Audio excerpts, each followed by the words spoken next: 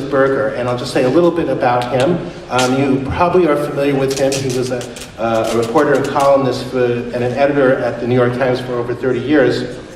Wrote a lot about religion, education, and also things that, events that impacted Israel and the Middle East.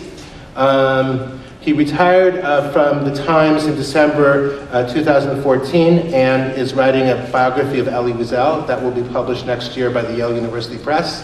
And he continues to contribute to the Times, and he's teaching 2 courses in urban affairs at the CUNY's Macaulay Honors College. And he's the author of 4 books. The pious ones, The World of Hasidim and Their Battles with America, The World in a City, Traveling the Globe Through Neighborhoods of New York, and also Displaced Persons, Growing Up American After the Holocaust, and I think I read 3 books. There's a 4th book there, which you'll correct me on. But anyway, today he'll be speaking about building a new life and talking about his own experiences and his family's experiences coming here after the war, and we're delighted that you could join us today. Please join me in welcoming Joseph Berger.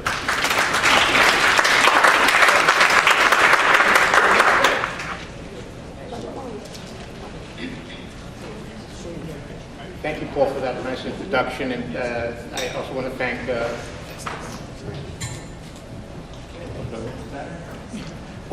to thank Elizabeth Edelstein and Itzik for having me speak here. By the way, I love to speak to teachers because I was a teacher for 4 years. Junior high school, 117 Wade Junior High School in the Bronx.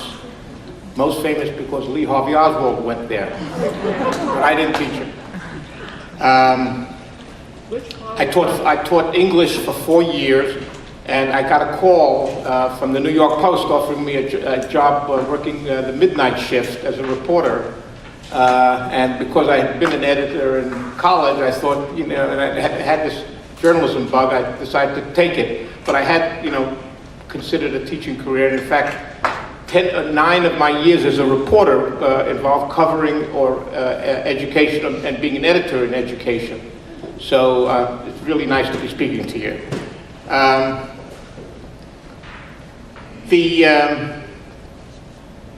The book that I wrote, and I'm guessing is why I was asked to speak here, is called Displaced Person.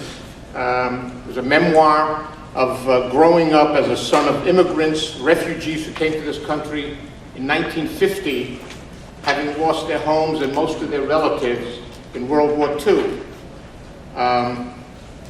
And I want to tell you a story that crystallizes for me the reasons why I thought this book was necessary. A few years ago, the father of a friend of mine died. He was a Holocaust survivor who I never met. And his daughter gave his eulogy. It was a graveside ceremony in a small cemetery in Connecticut. And my friend Gina stood up in the cold with the snow-covered gravestones behind her, and she talked about her father's epic life. That's what she called it, his epic life. Now, the details of how he survived the war and what his family, and who in his family he lost, I no longer remember. But one detail I will not forget. She remembered how her father, after he came here and started earning a living, would take his family to Orchard Beach in the Bronx. And there he would play the mandolin. Now, one reason why I was moved by this story is that my family used to go to Orchard Beach. In fact, there was a whole refugee section made up of Holocaust survivors. On the grass, not on the sand, on the grass. On the grass, exactly. For some reason, they didn't want to get sand in their salami sandwiches. So, and Orchard Beach is a very ethnic rainbow with different sections. People go congregate, and there was this whole section of refugees, and Gina's father used to play the mandolin. Now, as I said, we used to go there, and I remembered as a child, these men playing these un-American instruments, the mandolin. I probably even heard her father, Baruch Schwartz, play the mandolin long before I became friendly with his daughter. But the other reason I was moved by this story is that once again I understood that here were these people who had suffered so much, and they could still find the inner resources to take their children to Orchard Beach and play the mandolin. You know, so much has been written about the Holocaust and about Holocaust survivors, what they went through before the war, what they went through during the war, their fiddler on the roof lives before the war, that the world sometimes complains of Holocaust fatigue. But not enough, I think, has been written about what I consider a fairly triumphant chapter, how the survivors managed to overcome the wounds of the war and rebuild their lives in this country. Now, you know, let me just say, first of all, there's a lot of sadness to the story, too. My oldest friend, Simon, was born in a concentration camp, in a labor camp. Luckily, just a few weeks before the war was over, otherwise they would have killed him. But he lost a sister that he never knew. His parents obviously lost a child. I grew up with people who had lost their families and were starting new families. They'd lost wives and children.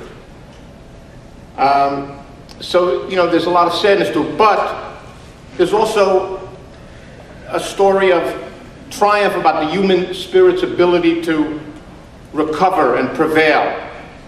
Think about it. You know, the survivors, the fact that the survivors came out of the war alive was often a matter of chance or whim. Two people would show up at the gate of Auschwitz. One was told to go to the right, one was told to go to the left. One of them was sent immediately to the gas chambers, the other one worked and may have survived. So they had no control over that. But that they rebuilt their lives, I would argue, required determination, courage, even a sense of optimism about the future. And I wanted to convey some of that endurance, perseverance, and pluck of the survivors as they went about making new lives for themselves in this country. There were 140,000 of them, 140,000. I remember when I was growing up, I always thought, you know, we were so marginal. There were so few of us, but there weren't so few of us. It turns out there were quite a few, 140,000, most of whom, by the way, did settle in the New York City area because it was a very big Jewish area, and so that was a certain familiarity. But that was the number that came here between 1946 and 1953. And what made them different than other immigrants is that they didn't come here just seeking America's legendary opportunities, the way, let's say, the Lower East Side generation did at the turn of the 20th century. They came here because they had no place to go back to. They had been stripped of their homes, their parents, their brothers and sisters, their village and neighborhoods. My parents came from Polish villages. They survived essentially, they each have complicated stories, but they survived essentially by making their way to Russia, thinking that they might have a better life. Well, they ended up having a better life. It was a miserable life, but it was better than having stayed in their villages. But when after the war, they wanted to go back to their homes. While they were trying to make their way there, my father found out about a pogrom in Kielce. This was in 1946, months after the end of the war.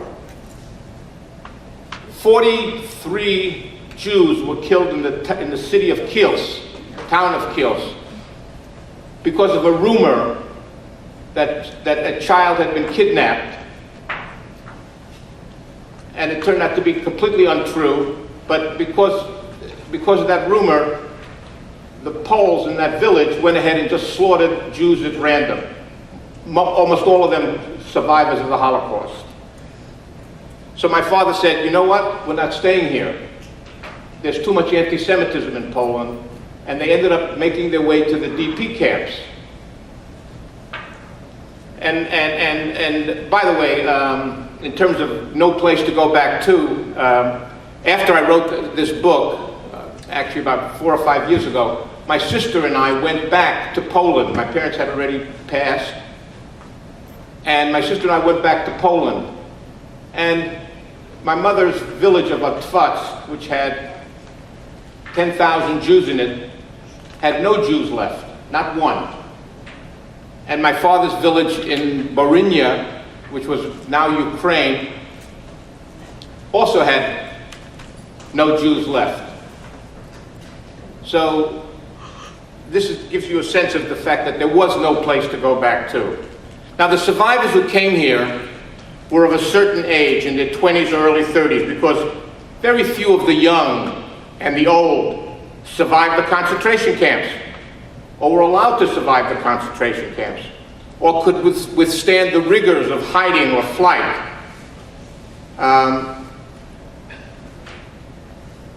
Most of the survivors were in their 20s or 30s, maybe some of them were teenagers.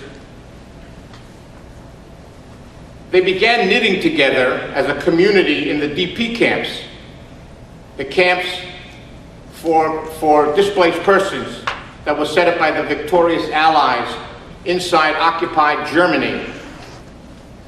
As bitterly ironic a location as that was, but the Allies had occupied Germany after the war and set up these camps.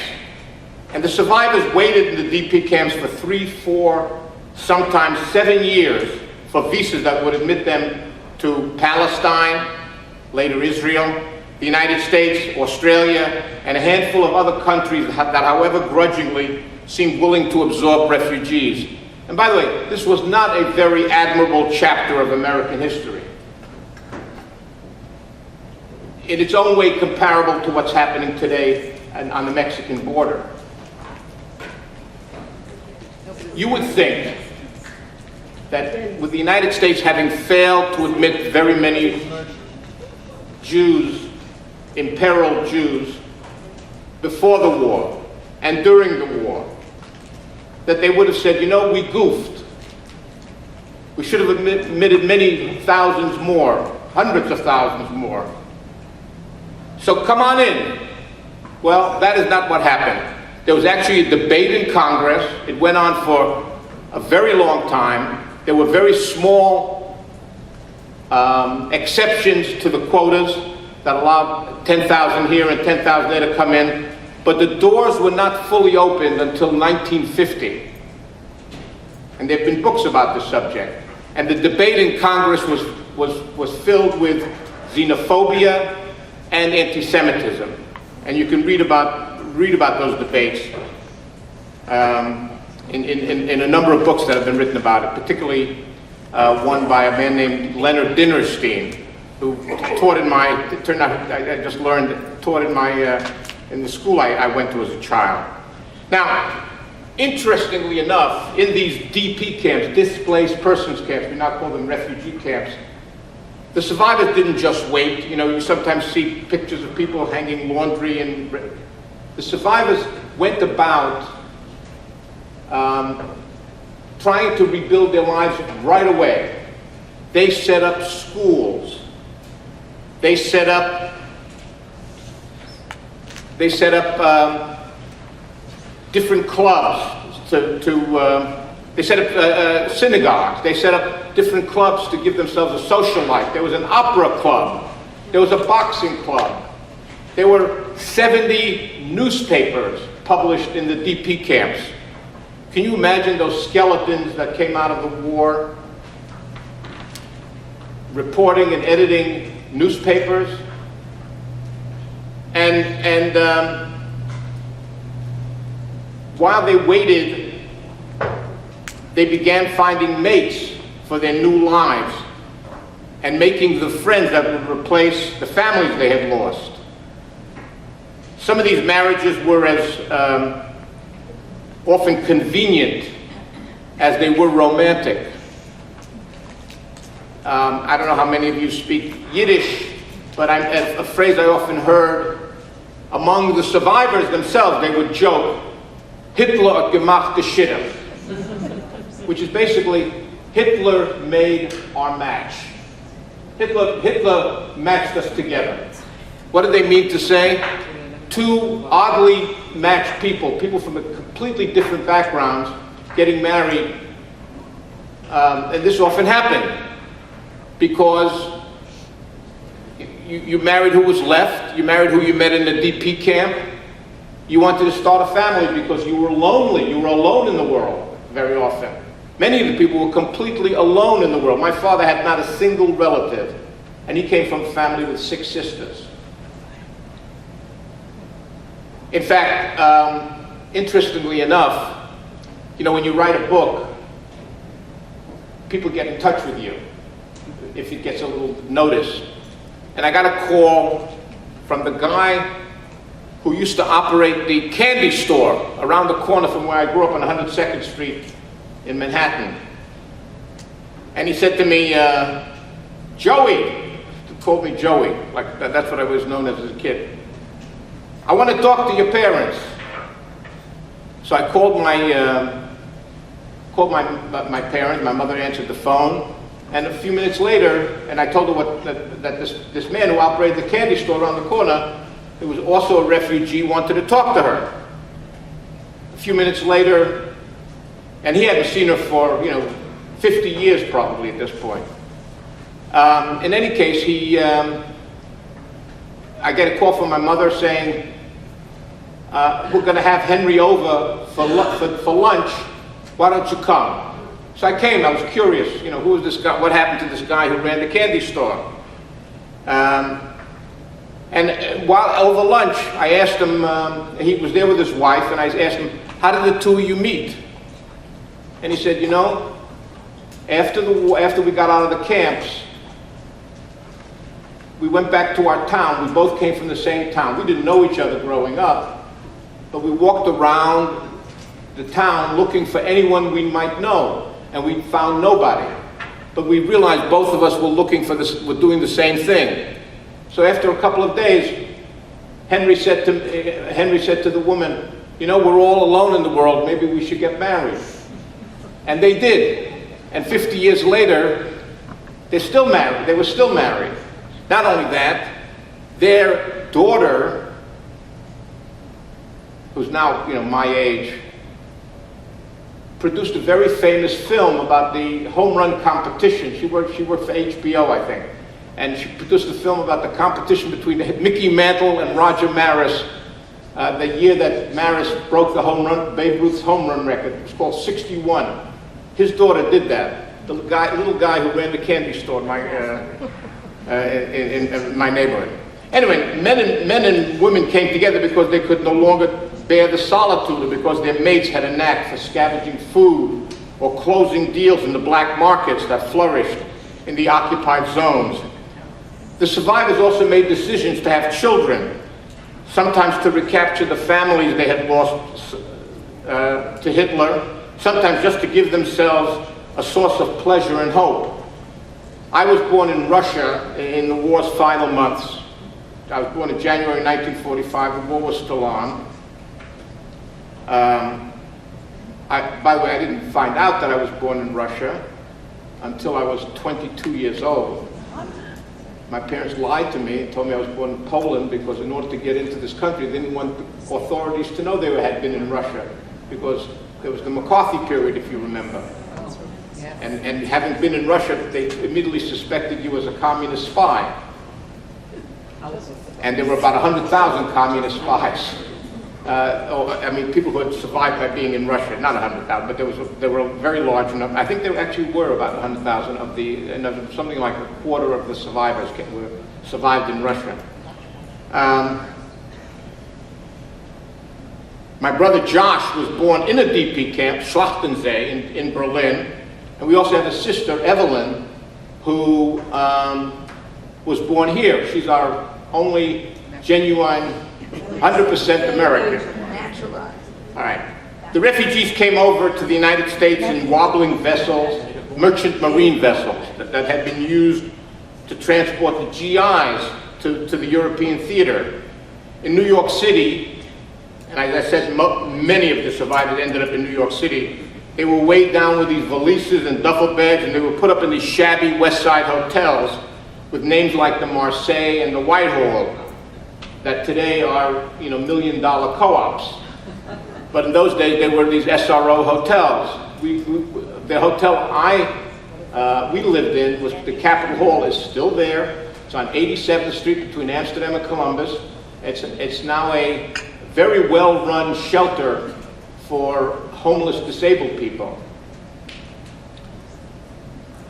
Or sometimes the survivors were put up as boarders in the tenement apartments of aging Jewish windows, and we had the good fortune to have both experiences, the hotel and the widow in the Bronx. Once settled, they began to work long hours sewing dresses and draperies, tending dim luncheonettes and laundromats, reupholstering sofas, or peddling door to door. When I was growing up, it seemed to me everybody, all my parents' friends had the same jobs. And it was very simple.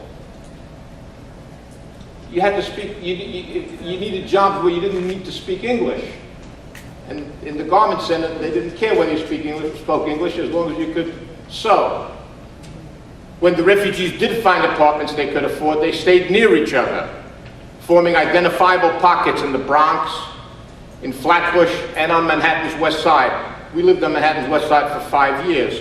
Then we moved to the Bronx, near the Grand Concourse. On Saturdays and Sundays, they would take up a European custom and go for an afternoon spazier, they called it, a stroll on Broadway or Riverside Drive, and they would look at faces and try to see anyone they recognized from the lager, as the Yiddish word, the camps, whether it be at concentration camps or refugee camps, displaced persons camps. They created their, and that's how they found new friends. They created their own world with its European customs and superstitions. When I was growing up and I fell on the sidewalk, for example, and bumped my head, my father wouldn't reach for ice in the refrigerator.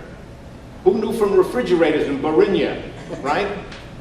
But he knew that a cold knife, the Yiddish word is kalte Messer,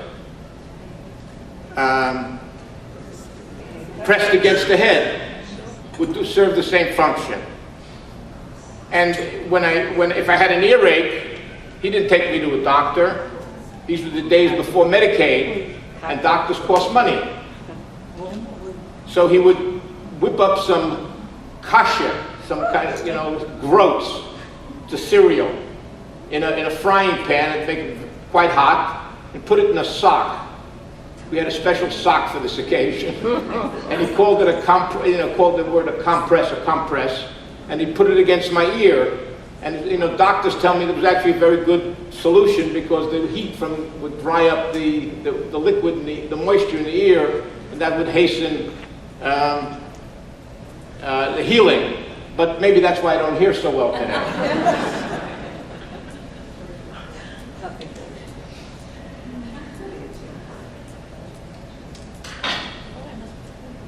The refugees were different,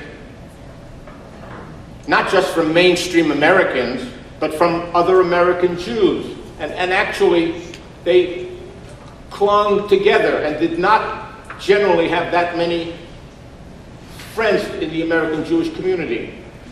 For one thing, language was an issue. They spoke Yiddish. But also, they wanted to be with people who understood what they had been through. And then, of course, there was always the difficulty of dealing with people who might feel guilty that they hadn't done more to rescue the Jews who were imperiled in Europe. But they were different in other ways too. They had these coagulated accents. Their dental work was generally was full of gold teeth.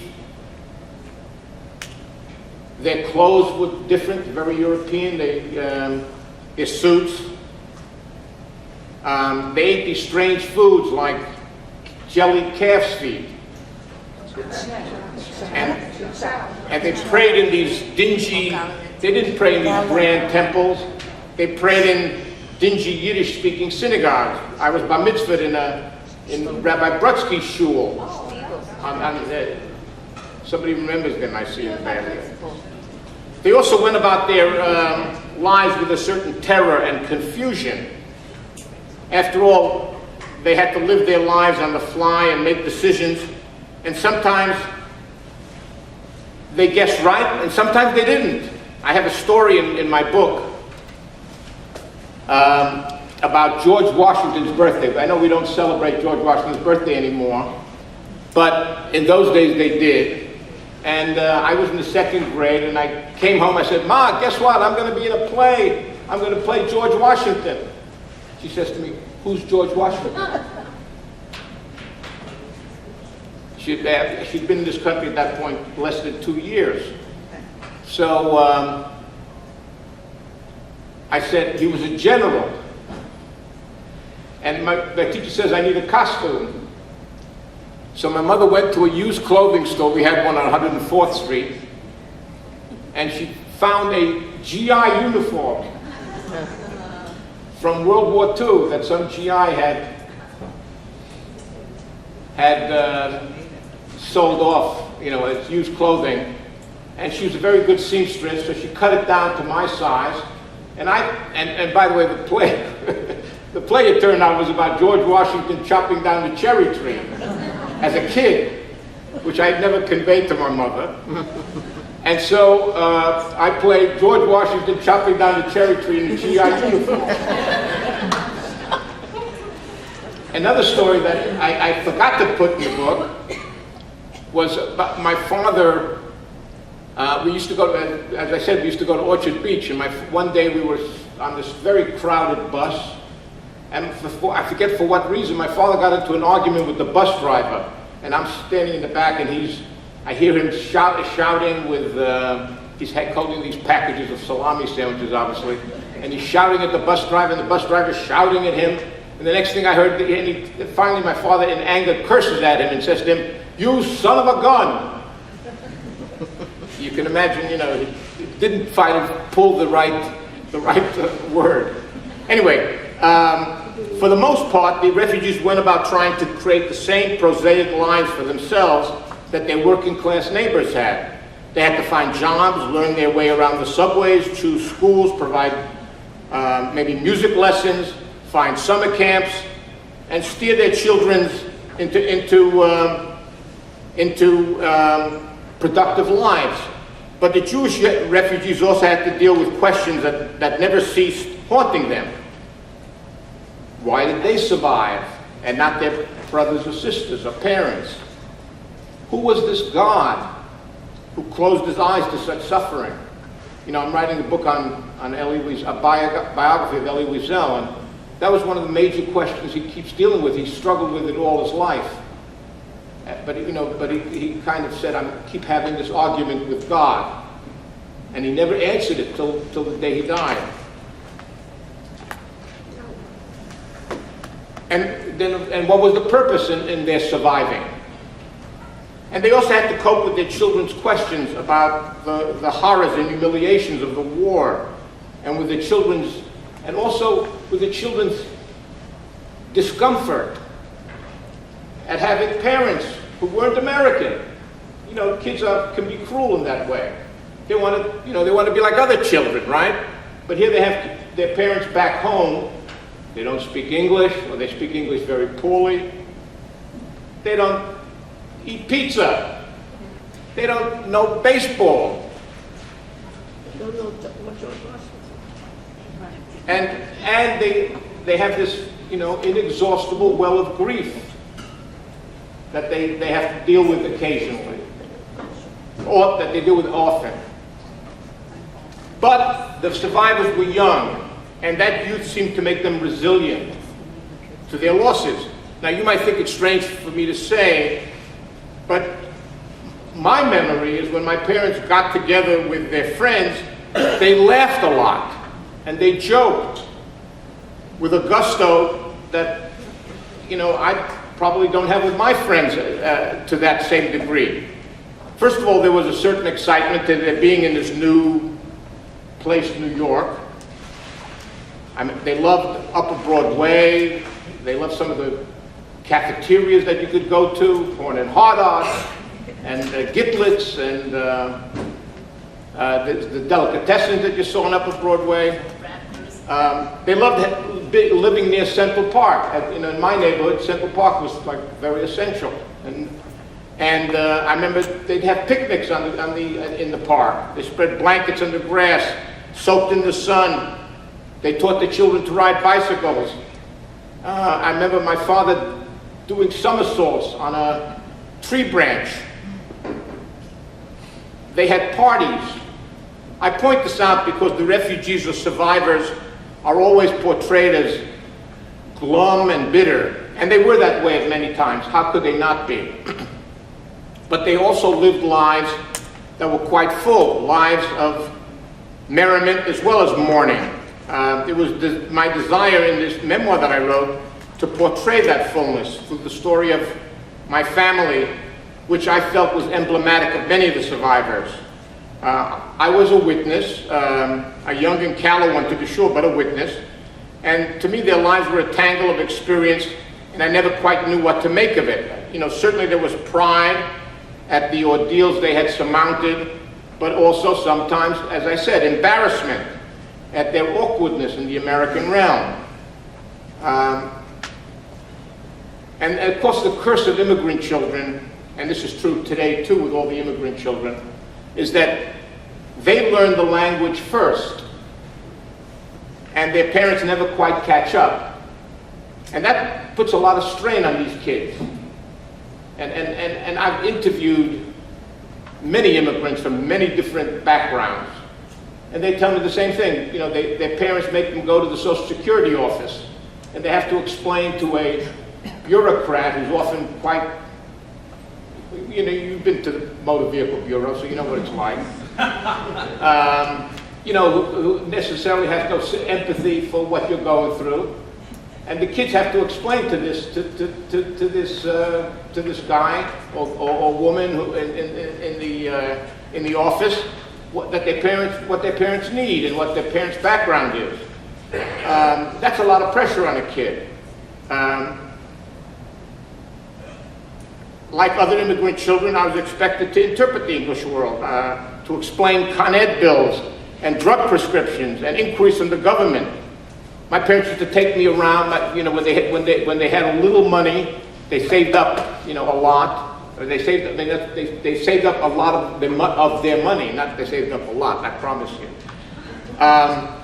But what they saved up, they decided maybe to start a candy store or a laundromat. And they would take me around and ask me for my opinions on the finances of these places. When I was 10 years old, how ridiculous. But they, you know, they thought I knew the American world, and they didn't. Would it be surprising that such unspoken expectations of someone so young might end up resulting in a self-doubt or two? And then my parents, like other refugee parents, lavished on their children volumes of attention that would not have happened in a normal non-survivor family. You know, I don't know whether it's understood, but you know, the survivor kids had no grandparents, or very few of them had grandparents who survived. It was very rare to find a family that was able to bring bring out their own parents. That was a very rare thing, and so we all grew up without grandparents, and all our American friends had grandparents. So these kids, and then of course, these kids were their only family of their parents. So a lot of attention was paid on these kids. A lot of pressures were put on these kids. We were going to provide the affection and entertainment that the dead no longer could. By our success as scholars and professionals, we would redeem their truncated lives. You know, there were other issues that we went through. You know, think about what a bar mitzvah or a wedding was like, you know, for my parents. You know, here they were celebrating their kids reaching the age of 13, or their daughter or son getting married. Where was their families to celebrate? Their parents, their sisters. Which explains why my father, at every time there was this joyous event, you know, would start crying. Yeah, so everything seemed colored by the Holocaust in that way. And then my parents, like, well, I made that point. But the children of survivors have been remarkably successful. But I sometimes wonder if we can savor our success, or we'll always feel that we haven't quite reached a mark to make our parents get over what they had been through. Yet, and this is important, the survivors managed to create an impressively successful community. Though sociological studies show that far from the stereotypes of people crippled by fear and anxiety, and they certainly suffered from fear and anxiety, the survivors achieved sturdy lives. For the most part, entered the middle class or moved beyond, raised children who became professionals and business people. And by the way, you know, very few of the survivors were well educated. Think about it, the years that they should have been educated, in their 20s or their late teens, those were the war years, or the years where, you know, all the edicts came down not allowing Jews to get educated. But they made sure their children did get an education and did do well. So if you need some famous names to make this point, Wolf Blitzer of CNN is a kid of survivors. Andrew Grove, who died recently, but he started Intel, the company that makes all the chips in your computers. He was a survivor's son. Max Frankel, executive editor of the New York Times, was a survivor's son, and a survivor himself. He was 10 years old when he came to this country. Hadassah Lieberman, Joe Lieberman's wife, was a survivor's kid.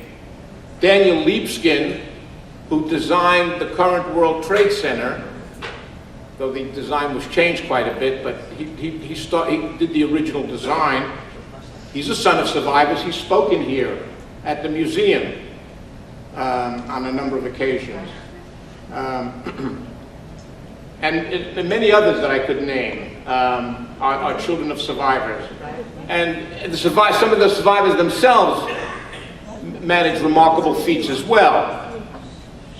My mother, that woman who didn't know who George Washington was, she had a 7th grade education in Poland because she had to go to work at 14.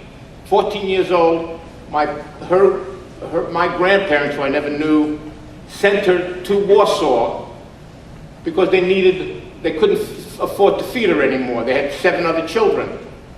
So they sent her off to Warsaw to start working, and she went to work for an aunt. She only had a 7th grade education. But after working in the garment center here making hats, and then she got a job at the U.S. Post Office when her English was good enough to pass the civil service test. And she worked in the post office for about 10 to 15 years. And that was a very shrewd decision because it gave her a pension and medical coverage that allowed her to live fairly well for the rest of her life, in the Bronx. Well, at 65 years old, when she retired from the post office, my brother, sister, and I persuaded her to take some courses because she had a very good mind, and she decided to do it. She eventually took her GED, enrolled at Hunter College, and at the age of 70, graduated Hunter College in English, a BA in English, literature. I mean, she used to come home and talk about Kierkegaard and James Joyce.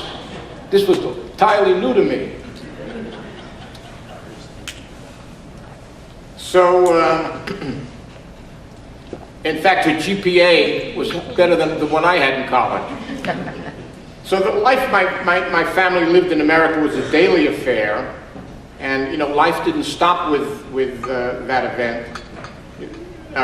There was no particular focus in those years on the survivors at all. We had to go on with our lives, and I've tried to give you a sense of what the lives of the survivors were like. So thank you very much, and if you have any, I welcome questions, but please speak up because my hearing isn't all that good. Go ahead. With all due regard to the important points in our perspective, do you get a sense of what attitudes the refugees here had about Franklin D. Roosevelt? I'm going to ask you something. Can hear. Because of what we've been talking about this week, I think Mark is asking, do you have any idea what the attitude of the refugees was toward Franklin D. Roosevelt? Toward what? Franklin D. Roosevelt. FDR. You know, they didn't know very much about Roosevelt's political machinations and why he didn't do more to help the refugees and why he didn't bomb Auschwitz. You know, that issue seemed to come to the fore much later with the book, The Abandonment of the Jews, which didn't come out till, I think, the 70s or 80s. So, you know, they quickly shared the American viewpoint of Roosevelt as a good president. Later on, when they started hearing about what America didn't do and how they didn't do it and what the story was, you know, don't forget, you're in a DP camp, you don't know why they're not letting you into the country. You know that, you know, there's something's going on and you're trying to make your life. They didn't sit there and follow the ins and outs of American politics. And I'm not sure what kind of information they were getting anyway. So I don't recall any particular focus on Roosevelt beyond the fact that they thought he was a good man and did a good job and gave them, you know, and they quickly learned that, you know, many of the social programs that we take for granted today were started during the Roosevelt administration. So I think that was their view. First of all, I wanted to say that I very much enjoyed reading your book many years ago. I recommended it to many people. I was really related to it. It is true, as you said, that after the war there was no psychological, today this would never happen, that a group of displaced persons who went through such horrors would come to a country and there would not be any psychological support system for them. And I, as someone who grew up in, I grew up in Berger actually, and was surrounded by Holocaust survivors, saw that many of them, they lived regular lives and they did bring up children very well, but I think they could have used some help psychologically. This was like totally not even mentioned or discussed or even thought of in those days. I just wonder how you felt. Right, and, you know, look, there were some Jewish organizations that really did help the survivors adjust, not adjust, but make their way in this country. There was some groups like Hayas, the American Joint Distribution Committee, NYANA, an early version of NYANA. They, and I know this because I've seen records from my parents. You know, when I've spoken at these organizations, get-togethers, they've actually given me my parents' records, my family's records, so I can see, you know, we paid $38 of rent in 1950 for an apartment, you know. So you, and they say that they, you know, which hotel we were in, and that they gave my father a certain stipend, very small, the first few months, but that they wanted him to learn a trade because he had been a farmer in this country. He was now in New York City, so, but he didn't take a trade because he needed to work. Nobody gave him a job. There were no, you know, the whatever welfare payments they were getting from these organizations ended after a few months. 6 months, I think, I forget the amount, the number of months. So, you know, it's very different. I think there's much more support for immigrants today than there was then. You know, in those days, the only way you could get welfare, what they called welfare then, was to be a single mother. So, you know, these were not single mothers. They were, to a large extent, families. So they weren't receiving any. I knew, growing up, one woman who was on welfare in that community, and that was because her husband was in jail in Europe. So she was receiving welfare, but no one else did. They went out and worked. My father got a job in making ironing board covers. Ironing board, you know, when you have an ironing board, you have to have a cover, right? Something as mundane as that. And he traveled an hour and a half to New Jersey every day and an hour and a half back to get that job. And he only got it because his next door neighbor worked there. So, you know, there was not that much support. Now, psychologically, I think you asked about psychological support. You know, there was some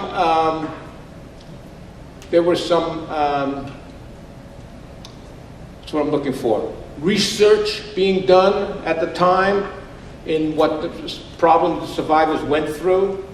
You know, nightmares, depression, and extreme anxiety. But, you know, I knew no one who was going for psychological help in my community at all.